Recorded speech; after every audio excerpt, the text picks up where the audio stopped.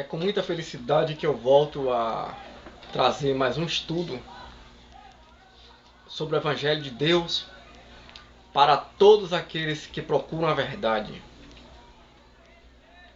E hoje o assunto que vamos tratar é sobre a ceia, a verdadeira ceia, ou a verdade sobre a ceia. É que muitas pessoas, quando vê alguém saindo do sistema religioso, ou quando sai do sistema religioso, se perguntam, mas e a ceia? Como é que você vai tomar ceia? Você não pode tomar ceia sozinho. Então você vai ficar sem comunhão com o corpo de Cristo. Então você não vai ficar sem tomar ceia, não vai cumprir um mandamento de Deus de tomar a ceia. E vamos esclarecer isto aqui. Vamos ver a questão das festas ágape, que não é dito nas denominações, nas igrejas, que na verdade nunca existiu essa ceia. Essa ceia chamada de Santa Ceia com um pãozinho e um pouquinho de suco de uva. A verdade é que o que existia na época dos apóstolos era as festas chamadas Festa do Amor. Festa do Amor, onde os ricos se reuniam e faziam com os mais pobres um jantar. E nesse jantar chamavam os mais pobres para comer e ajuntavam alimentos para os mais pobres. Podemos ver isso no livro de Judas, capítulo 11. Judas, verso 11. Vamos ver aqui. Ai deles, porque prosseguiram pelo caminho de Caim, e movidos de ganância se precipitaram no erro de Balaão, e pereceram na revolta de Coré. Estes homens são como rochas submersas em vossas festas de fraternidade, banqueteando-se juntos sem qualquer recato, pastores que a si mesmos se apacentam, nuvens sem águas impelidas pelos ventos, árvores em plena estação dos frutos, destes desprovidas, duplamente mortas, desarraigadas. Como vimos aqui, estes homens são como rochas submersas em vossas festas de fraternidade. Existe a festa do amor, a palavra fraternidade aqui é ágape, ou a palavra, algumas versões trazem festa de caridade, que a palavra é ágape, a festa ágape, que é a festa do amor.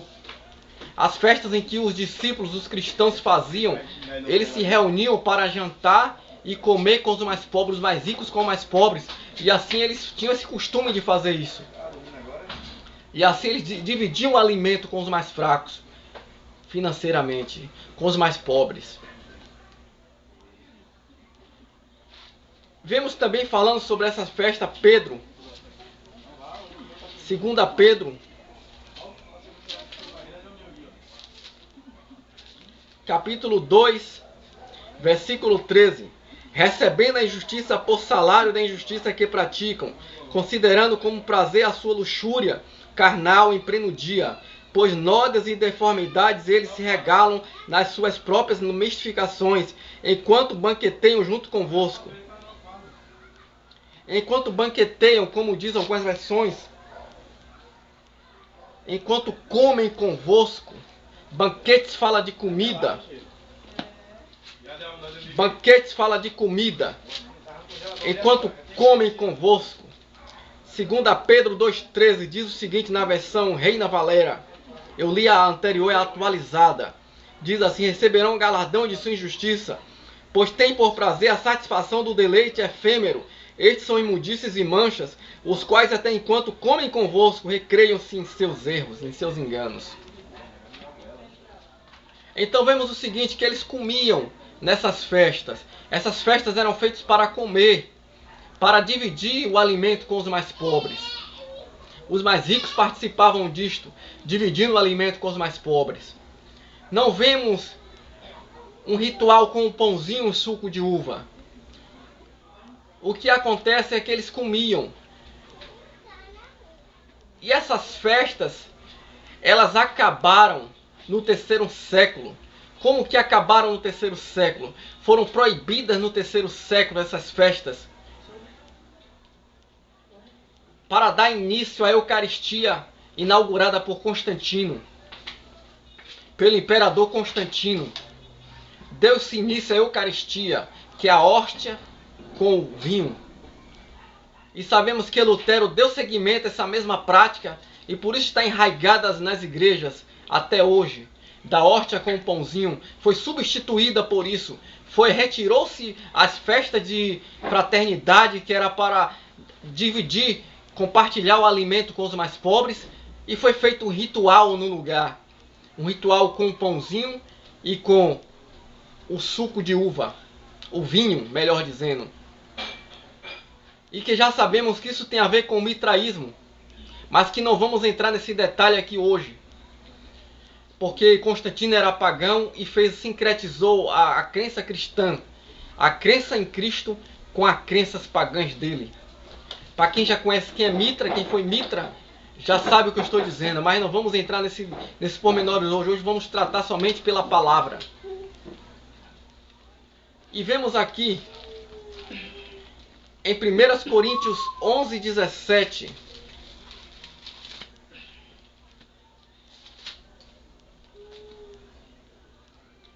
Essas festas eram feitas também pelo povo de Coríntios. O povo em Coríntios que criam no Senhor, os santos, como Paulo escreveu a eles. Eles praticavam também essas festas para dividir o alimento com os mais pobres.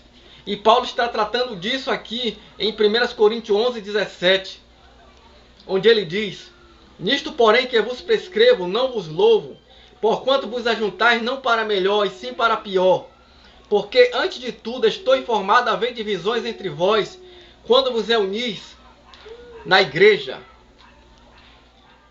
Que eles colocaram aqui, traduziram como igreja, mas na verdade eles quiseram quando vos reunis na congregação, que são todo o povo reunido na congregação, e não colocaram para dar ênfase à instituição denominacional.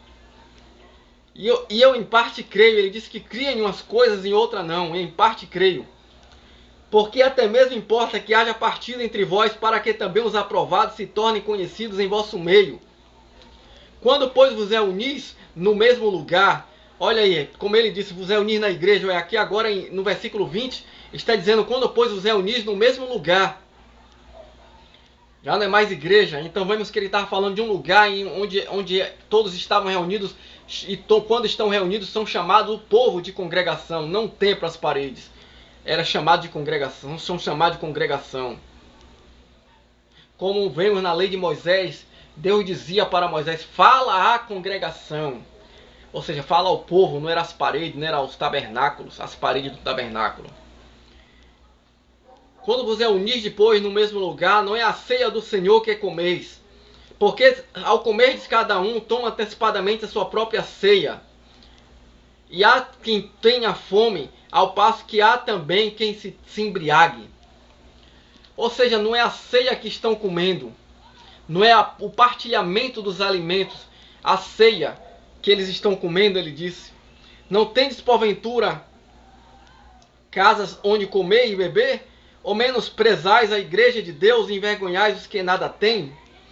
Que vos direi? Louvar-vos-ei? Nisto certamente não vos louvo.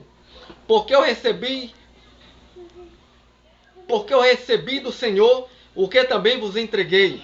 Que o Senhor Jesus, na noite em que foi traído, tomou o pão, e tendo dado graças, o partiu e disse, isto é o meu corpo, que é dado por vós, fazei isto em memória de mim.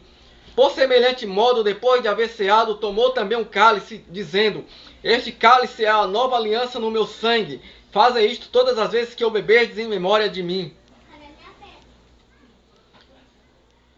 Porque todas as vezes que comerdes este pão e beberdes o cálice, anunciais a morte do Senhor até que ele venha. O que vamos entender aqui é o seguinte. Paulo estava dizendo que o Senhor Jesus, Paulo vendo o reflexo daquela ceia, ceia quer dizer jantar, que Jesus, ele nunca, também temos que entender que Jesus, ele nunca celebrou uma ceia dessas das denominações, um pão e um vinho. O que ele fez foi a Páscoa, que é um jantar dos judeus, um jantar judaico, de todos os judeus que faziam uma vez por ano. Então ele fez, sendo judeu, fez o jantar com os seus discípulos. E Paulo está dizendo que essa ceia, esse ajuntamento para comer, que os irmãos em Coríntios estavam fazendo, Não era a ceia do Senhor, porque a ceia que ele fez, o jantar que o Senhor fez com os seus discípulos, ele está dizendo que foi diferente. Em outras palavras, ele está dizendo que não ficou um de fora sem comer, mas que o pão, que os alimentos foi partido, que todos comeram. E que assim como ele partiu o pão, os alimentos deveriam ser repartidos com todos. Porque ele disse que na noite que o Senhor Jesus foi traído, tomou o pão e partindo disse: comei dele todos, façam isto é meu corpo que é partido por vós, façam isto em memória de mim. O que ele estava dizendo era para repartir o evangelho, repartir o pão que a gente tem na nossa casa com o nosso próximo. Sim. E outra coisa também que vemos,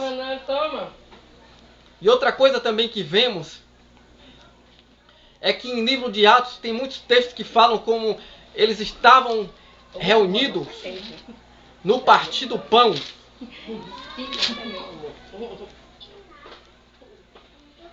Como Atos 2,42 diz: e perseveravam na doutrina dos apóstolos, e na comunhão, no partir do pão e nas orações. Aí muitos falam aqui, o partir do pão é aquele pão que é partido para a ceia, que fazemos aqui, esse ritual que fazemos uma vez por mês, ou uma vez por ano em cada denominação.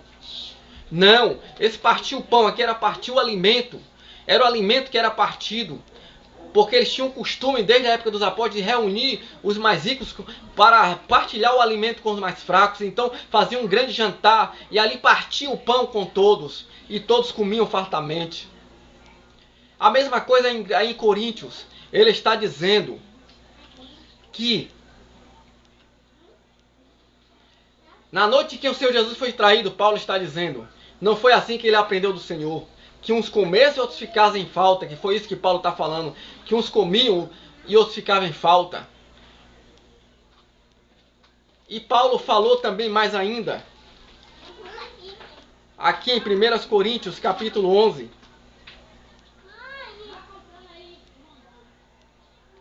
no versículo 33, ele disse: assim, pois, meus irmãos, quando vos reunis para comer, esperai uns pelos outros. Aí eles pensam que aqui está mandando comer aquele pão com aquele suco de uva. Muitos pensam que está mandando fazer isso. E aí na hora tem que comer todo mundo junto. Bora, 1, 2, 3 já. Aí conta, 1, 2, 3 já. E todos botam na boca e comem. Que é para esperar um pelo outro, tudo comer junto. Aí come todo mundo junto aquele pãozinho, aquele pedacinho de pão. E na hora de beber o cálice também, todo mundo bebe junto.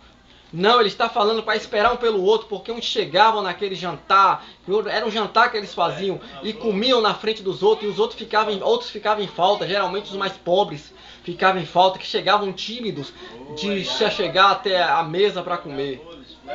Era isso que acontecia. Então existia o jantar. Então, na verdade, o significado da ceia, o verdadeiro significado da ceia, que foi a Páscoa de Jesus com os discípulos, aquele jantar dele com os discípulos, quando ele pegou o pão e partiu, disse: façam isto em memória de mim, é repartir. Ele não estava dizendo como em memória de mim. Ele estava falando: reparta o evangelho. Reparta o pão com o necessitado em memória de mim. Então todas as vezes, na verdade, quando alguém perguntar a você: e cadê a sua ceia? Você não faz parte do sistema religioso, da igreja, eles dizem, entre aspas. E você não vai tomar mais a ceia. Então cadê? Você diga: eu estou tomando a ceia de verdade agora. Eu estou fazendo a ceia de verdade agora. Eu estou ceando de verdade. Que eu estou partilhando o meu alimento com o meu próximo, com o necessitado. Isto é que é a verdadeira ceia. Partilhar o alimento com o necessitado e não apenas rituais. Porque Jesus falou que Deus é espírito, importa que os seus adoradores o adorem em espírito e em verdade. Então ele jamais iria colocar rituais, porque ele disse em João 4:23, porque na verdade vos digo em verdade te digo, que vem a hora e já chegou, quando os verdadeiros adoradores adorarão o Pai em espírito e em verdade. A adoração não é mais em rituais da antiga aliança, nem foi instituído rituais simbólicos na nova aliança. Mas tudo em espírito e verdade, nós adoramos a Deus na nossa vida. Quando eu amo a Deus como o único Senhor, eu já adoro o Senhor. Eu já adoro o Senhor na minha vida. Não é quando eu estou orando que eu estou adorando, não é quando eu estou cantando que eu estou adorando. Eu adoro Ele na minha vida, eu canto para expressar a minha adoração que eu já tenho dentro de mim, porque eu já tenho Ele como o único Senhor. Então assim, já amo o Senhor na minha vida, já o adoro. A adoração é adorar amar excessivamente. Eu já adoro o Senhor. Então eu já amo o Senhor. Então nós adoramos em espírito e em verdade. E nós servimos ao próximo. Que é esse o significado que é da verdadeira ceia. Jesus disse, não disse, nisto conhecerão todos que sois meus discípulos, se comer de um pedacinho de pão todo mês e um pouquinho de suco de uva. Todos vão conhecer assim que vocês são discípulos de Jesus, meus discípulos. Não, ele disse, se tiverdes amor uns para com os outros. E a verdadeira ceia, quem faz é aquele que ama o próximo, é aquele que partilha o pão com o necessitado. Que Deus continue vos abençoando. Por aqui eu termino esta pregação, este ensino da palavra de Deus hoje.